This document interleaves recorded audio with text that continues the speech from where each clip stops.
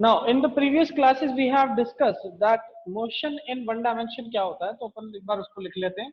Motion in one dimension. ठीक है, अपन ने प्रीवियस क्लास के अंदर इस चीज को देख लिया था, मोशन इन वन डायमेंशन होता क्या है.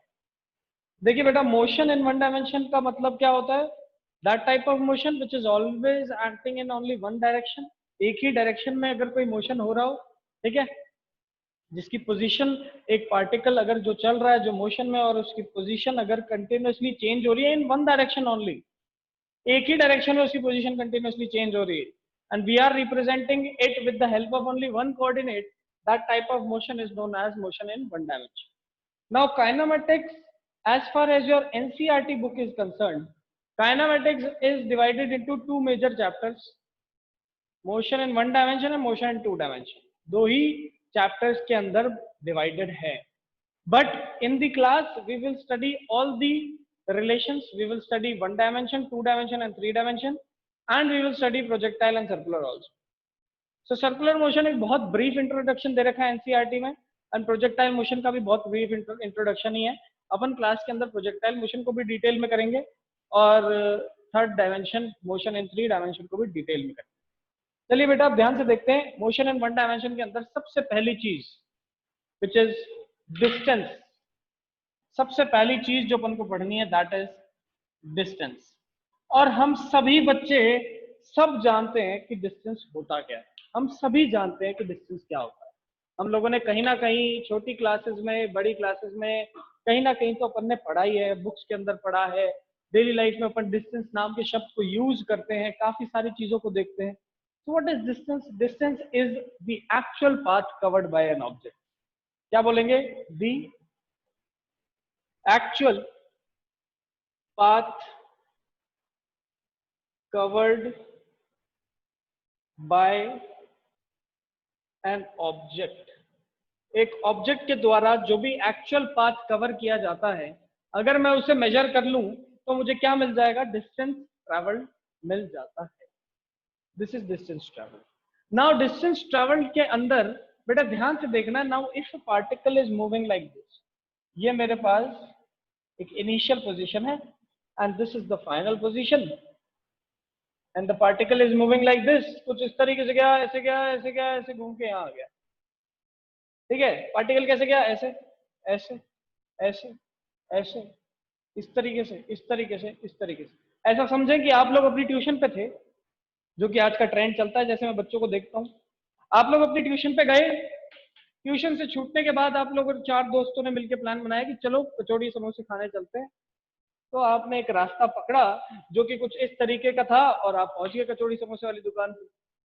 देखने को ये मिला कि भाई जो भी मेरा एक्चुअल पाथ था, जो भी मैं कर्व्ड पाथ फॉलो करके एक पॉइंट से दूसरे पॉइंट तक पहुंचा हूं, ठीक है, एक पॉइंट से दूसरे पॉइंट तक पहुंचा हूं, जैसा भी कर्व्ड पाथ लेके ट्रैवल करके मैं पहुंचा, this is known as distance travelled. क्या बोलते हैं बेटा इसे? Distance travelled. डिस्टेंस ट्रैवल्ड कैसे निकाला जाएगा? मैंने क्या किया, एक धागा लिया, ठीक है, उस धागे को ऐसे रख रख के इसके ऊपर ऐसे रखता गया, रखता गया, रखता गया, रखता गया, और मेजर कर लिया मैंने पूरा. मैंने पूरे रास्ते को मेजर कर लिया, और मेरे को जो भी वैल्यू मिलती है वो मेरे को क्या मिलेगी? डिस्टेंस ट्रैवल्ड मिलेगी. तो यहाँ पर डिस्टेंस ट्रैवल्ड फाइंड हो जाएगा. सिंपल सीधी सी बात है. Distance is a very easy concept. कुछ नहीं करना, जो भी पार्टिकल का एक्चुअल पाथ था उसको देखो, उनके इनिशियल पोजीशन और फाइनल पोजीशन के बीच में जो भी पाथ निकल के आ रहा है उसको देख लिया, उसको मेजर कर लिया, आंसर जो भी निकला डिस्टेंस. सिंपल सीधी सी बात. अब ये जो एक्चुअल पाथ कवर होता है ना, इसको बोलते हैं, या तो आप एक्चुअल पाथ बोल दो, या तो इसको आज एक नया शब्द बोलेंगे which is known as trajectory. क्या बोलते हैं बेटा? ट्रेजेक्टरी बोलते हैं. ट्रेजेक्टरी का मतलब क्या होता है? ट्रेजेक्टरी का मतलब होता है the actual path of the object. किसी भी ऑब्जेक्ट का एक्चुअल पाथ कैसा होता है. ठीक है, when we throw a ball like this, एक बॉल को अगर मैं ऐसे फेंकूं तो बॉल कुछ इस तरीके से जाती है. तो जो ये इसका एक्चुअल पाथ है बॉल का, this path is known as trajectory. ठीक है, जिस पाथ को फॉलो करके गई, जिस लाइन को फॉलो करते हुए गई, उस लाइन को अपन क्या बोलते हैं, ट्रेजेक्टरी बोलते हैं। ठीक है, उस पाथ को अपन क्या बोलेंगे, ट्रेजेक्टरी बोलेंगे आज से। ठीक है, तो what is distance travel? The distance travel is the actual distance covered by a moving object. अगर मैं उसे मेजर कर लूं तो मेरे को क्या मिल जाएगा, डिस्टेंस ट्रेवल मिल जाएगा। Now what is displacement? 9th class में अपन ने डिस्प्लेसमेंट भी पढ़ा है, और डिस्प्लेसमेंट हम लोग जानते हैं that we need to first take out that what is the initial position of the particle, and the second we have to take out the final position of the particle. मुझे initial position पता होना चाहिए और मुझे final position पता होना चाहिए। फिर मैं क्या करता हूं, हमेशा और हमेशा इनिशियल और फाइनल पोजीशन को with the help of a straight line, with the help of a straight line join कर देता हूं। फिर मैंने क्या किया, with the help of a straight line मैंने इनिशियल और फाइनल पोजीशन को ज्वाइन कर दिया। This straight line resembles the shortest distance between initial and the final position. तो ये जो स्ट्रेट लाइन थी ये शॉर्टेस्ट डिस्टेंस थी। अपने दिमाग में एक पिक्चर बनाओ, मान लो आप रोड पे चल रहे हो, ठीक है, रोड पे चलते चलते एकदम से क्या हुआ, आपके पास कोई आदमी आता है और पूछता है मुझे इस जगह से एक दूसरी जगह जाना है, तो कैसे जाऊं? तो आप ऑब्वियसली उसे रास्ता बताते हो, बढ़िया सीधा चले जाओ, फिर राइट ले लेना, फिर सीधा ले लेना।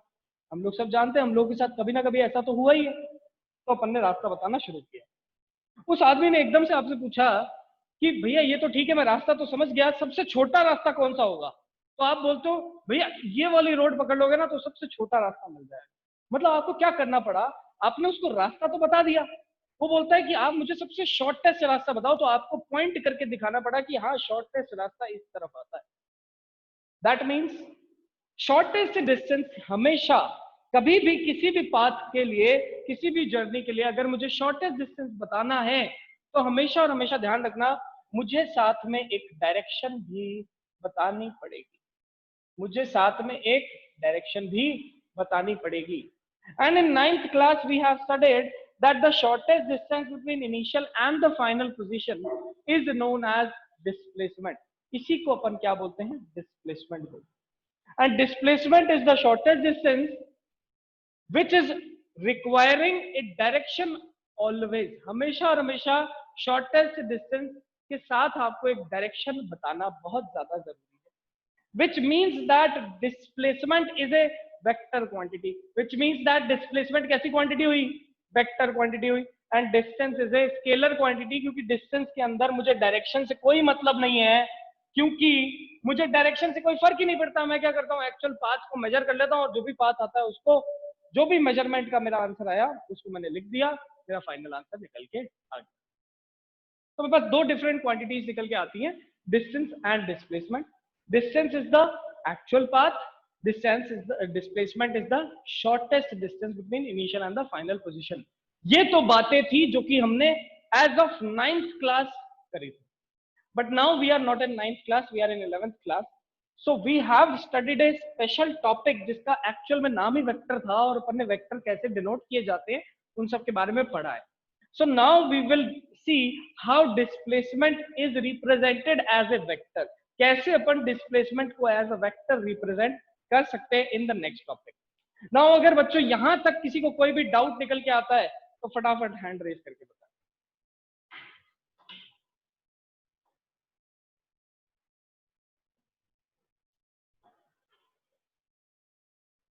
चलिए, तो अपन ने यहाँ पर डिस्टेंस देखा। आई होप डिस्टेंस के अंदर किसी को कोई भी दिक्कत नहीं है। Now let us understand what is displacement. सी,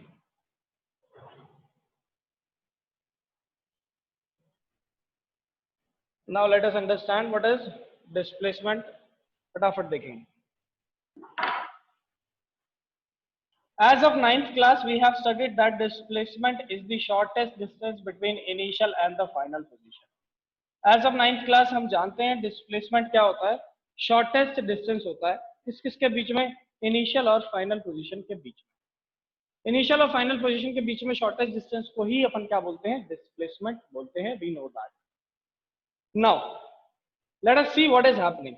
देखें क्या हो रहा है यहाँ पर, फटाफट देखेंगे। देखिए, let us suppose this is the initial position of a particle A and this is the final position of the particle B, and the particle is travelling a path like this, कुछ इस तरीके का path travel करके particle A point से B point तक आया। हम जानते हैं इनके बीच में अगर मैं एक स्ट्रेट लाइन बना दूं तो this straight line will be the shortest distance and this will give the displacement. ठीक है, तो अपन इनकी वैल्यू निकालते हैं। तो अपन ने क्या किया, हमेशा और हमेशा डिस्प्लेसमेंट को निकालने के लिए, क्योंकि डिस्प्लेसमेंट एक वेक्टर क्वांटिटी होता है, तो हमने यहाँ पर एक 2 डायमेंशन कार्टेशियन सिस्टम इन्वॉल्व कर दिया। ठीक है, ये रहा एक्स एक्सिस, ये रहा Y axis. This was the initial position of the journey. तो यहां पर लिख देता हूं मैं initial position of the journey, इसको लिख देता हूं final position of the journey. This is final position of the journey, initial position and final position. Path was like this, कुछ ऐसा कर्व्ड पाथ फॉलो करके एक पार्टिकल ए पॉइंट से B point तक पहुंचता है।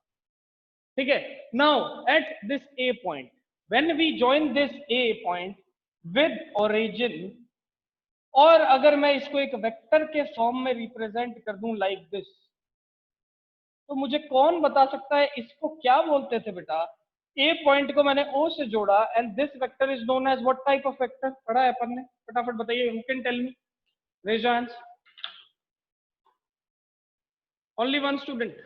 इन this we have studied that कि भैया मेरे पास ये ए पॉइंट था एंड ए पॉइंट का कोऑर्डिनेट कुछ भी हो सकता है, x1 y1 एंड z1, ये कोऑर्डिनेट्स मान लेते हैं।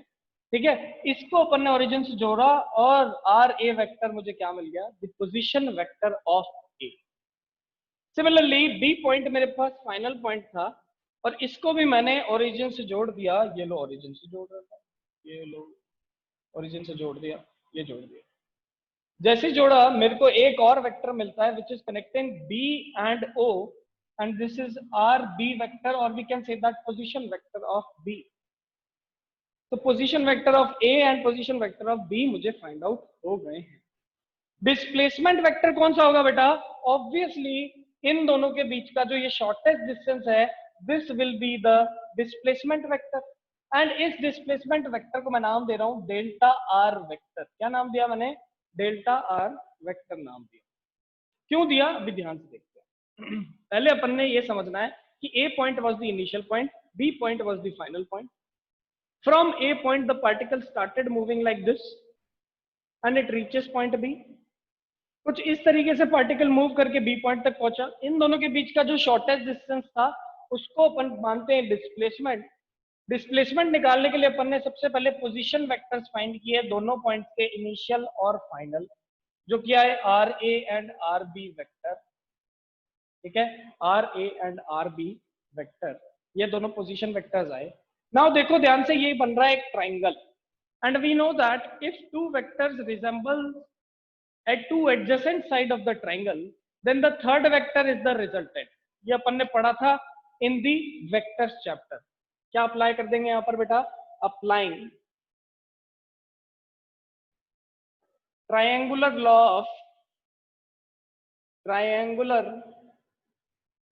Of vector addition. अपन यहाँ पर triangular law of vector addition को अप्लाई करते हैं। उसके हिसाब से अगर दो वेक्टर, अगर कोई भी दो वेक्टर, जैसे एक ये वेक्टर और एक ये वेक्टर, ये दोनों ट्राइंगल की दो एडजेसेंट साइड को डिनोट करते हैं, तो ये जो थर्ड वेक्टर है ये क्या दे देगा? मुझे रिजल्टेंट दे देगा। ये अपन ने triangular law of vector addition में पढ़ा है। तो वही चीज को यहां लिखते हैं, देखिए R A vector plus delta R vector, दोनों का resultant will be equal to R B vector. So यहां से डिस्प्लेसमेंट वेक्टर का क्या फॉर्मूला निकला? Displacement vector will be equal to R B vector minus R A vector. इस तरीके से मेरे पास डिस्प्लेसमेंट वेक्टर का निकला formula. And the formula for displacement vector comes out to be final position vector minus initial position vector. So we can write it as delta r vector is equal to position vector of final point minus position vector of initial point.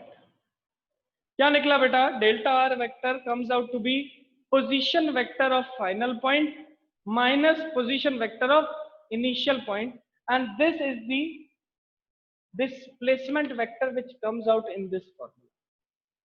अब ध्यान से देखो, यहां से अगर मुझे definition निकालनी हुई डिस्प्लेसमेंट की, तो अकॉर्डिंग टू 12th क्लास हम ये नहीं बोलेंगे displacement is the shortest distance between initial and the final position ना।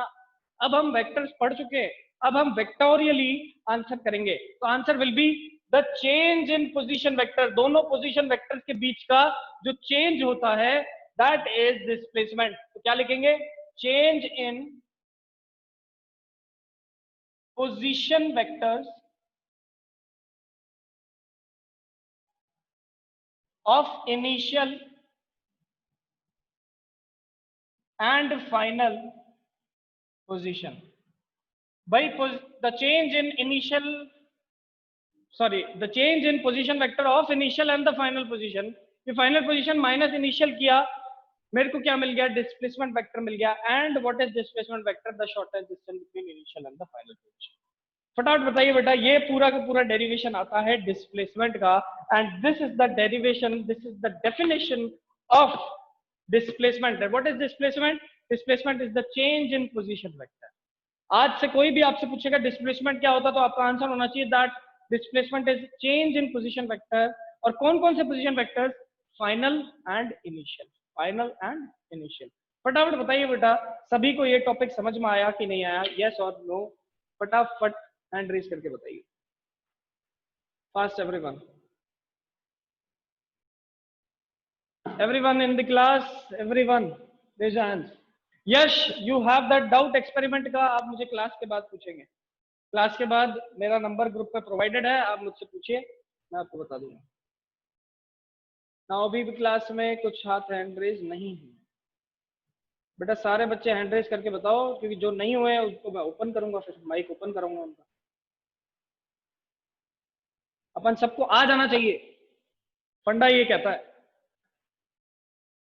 सीधी सिंपल सी बात है।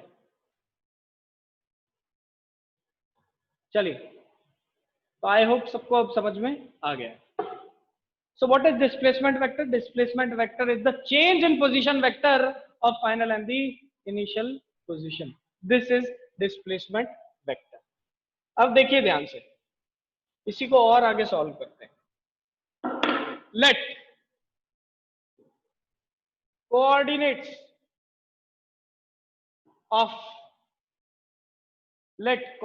of A and B, A के कोऑर्डिनेट्स मान लेते हैं x1, y1, z1, and B के कोऑर्डिनेट्स मान लेते हैं x2, y2, z2।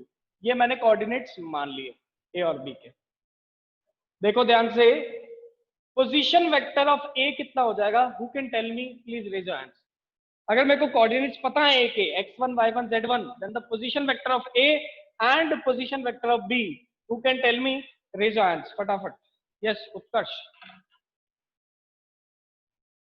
क्लास के अंदर उनको घबराने की जरूरत नहीं है, उनको ये नहीं सोचना कि सर हमें तो आता ही नहीं पोजीशन वेक्टर निकालना, हम क्या करेंगे।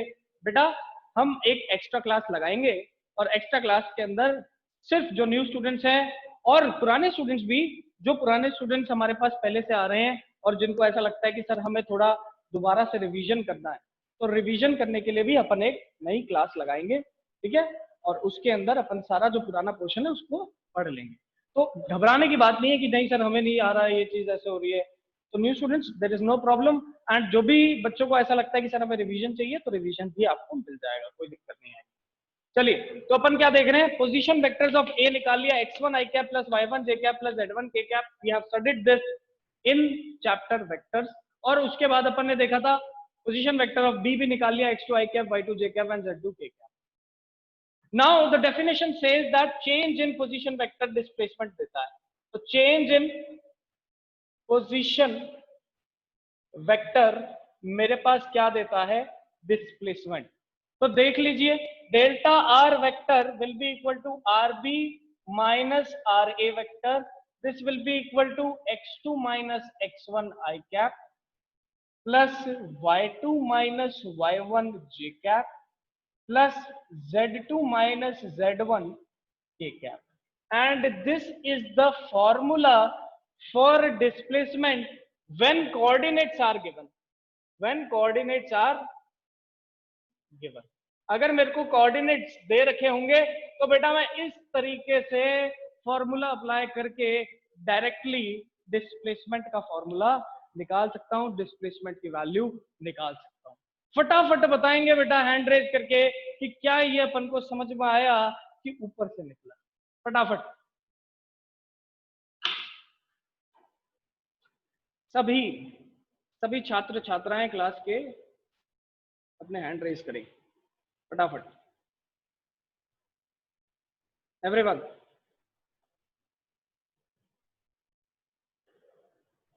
Fast fast. ओके चलिए, तो now we have seen what is displacement. एक छोटा सा क्वेश्चन करते हैं और फिर आगे चलते हैं। फटाफट छोटा सा क्वेश्चन करते हैं। देखिए, अब जब इतना देख ही लिया है तो एक क्वेश्चन भी कर लेते हैं ताकि अपने दिमाग में फिट होए कि भाई किस तरीके से इसको क्वेश्चन में अप्लाई करेंगे। आइए देखिए,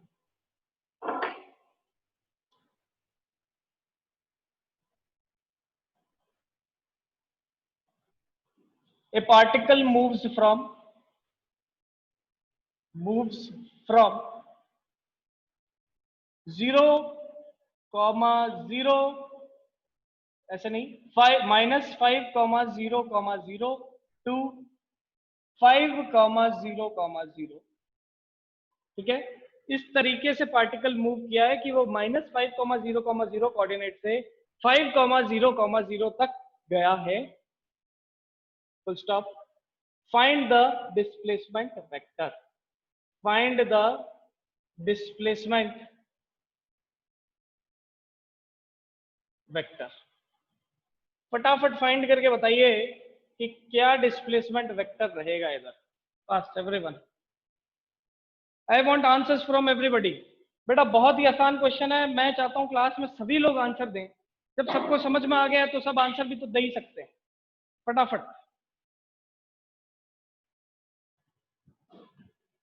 सिर्फ वही 4 बच्चे हाथ खड़े कर रहे हैं जो हर बार करते हैं। Any other student?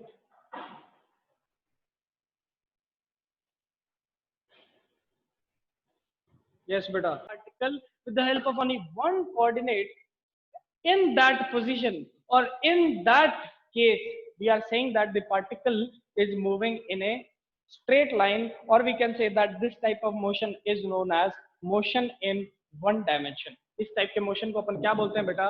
Motion in one dimension बोलते हैं। एक सिंपल सीधी सी रेखा में, एक सिंपल सीधी सी डायरेक्शन में, एक सिंपल सीधी सी लाइन में अगर कोई भी मोशन हो, that type of motion is known as motion in one dimension. तो अगर इसको, इस टॉपिक की सबको फील आई कि हाँ सर हमें ये वेक्टर निकालना आ गया है, तो फटाफट लिख दो, रेज हैंड करके बता दो बस।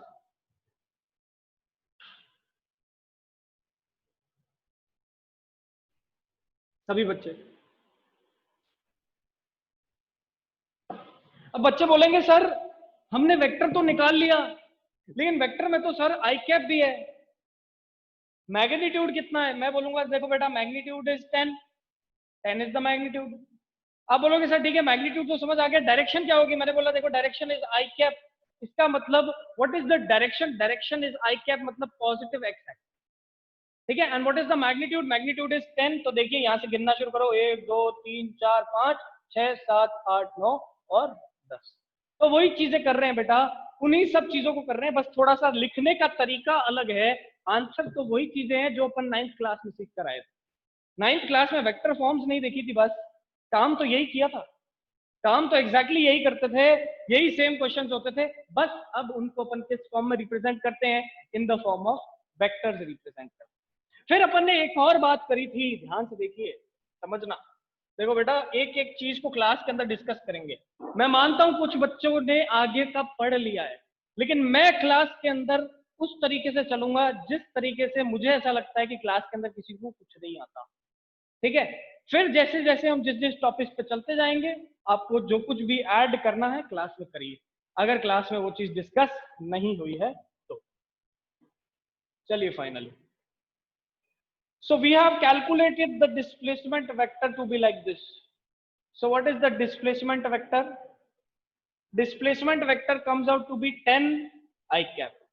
10 I cap मेरे पास डिस्प्लेसमेंट वेक्टर निकल के आया. वेक्टर फॉर्म में मैग्नीट्यूड भी है, डायरेक्शन भी है.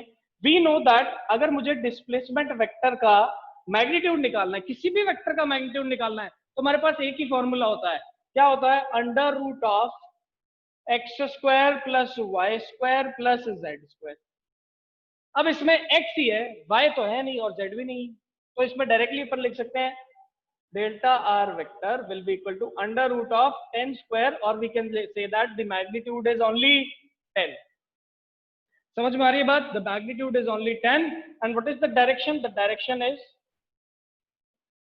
direction is positive x axis.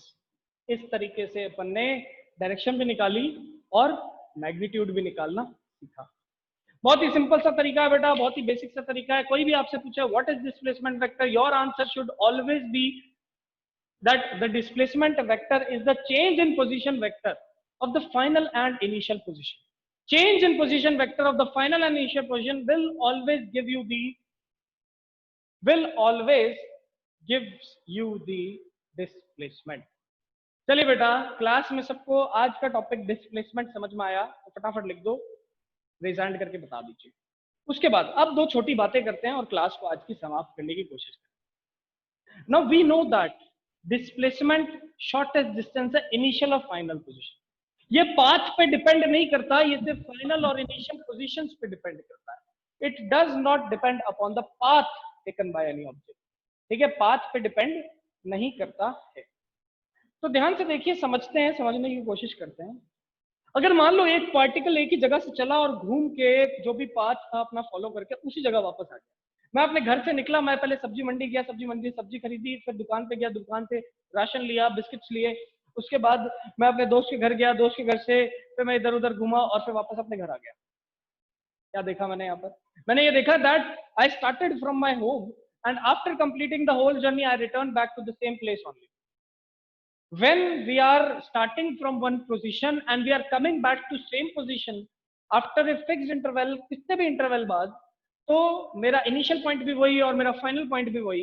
At this point of time we can say that the displacement of any particle is zero. इस point of time पे, इस situation पे displacement particle का कितना बोला जा सकता है? Zero बोला जा सकता है. क्यों? क्योंकि actually में जिस point से शुरू किया, घूम घुमा के वापस उसी पॉइंट पे आ गया, तो शॉर्टेस्ट डिस्टेंस कितना हो गया? जीरो हो गया. तो displacement can be positive, displacement can be negative and displacement can be zero because if the initial and the final positions are same then we can say that the displacement is zero. चलिए बेटा, आज की class में अपन ने displacement की feel लेने की कोशिश की है. ठीक है, डिस्प्लेसमेंट को समझने की कोशिश की है. In the next classes we will study more about displacement और अच्छे से डिस्प्लेसमेंट को फॉलो करेंगे और अच्छे से अपन इसके क्वेश्चंस करेंगे. 3-4 क्वेश्चन और कराऊंगा क्लास में, अच्छे से बढ़िया से टफ से क्वेश्चन, और फिर अपन नेक्स्ट टॉपिक्स में मूव करेंगे, स्पीड, वेलोसिटी, इंस्टेंटेनियस वेलोसिटी वगैरह पे. चलिए बेटा, आज की क्लास में बस इतना ही. अब मैं आपकी अटेंडेंस ले रहा हूँ यहाँ पर, तो क्लास में 2 मिनट का वेट करेंगे एंड फिर अटेंडेंस बाद चले जाएंगे.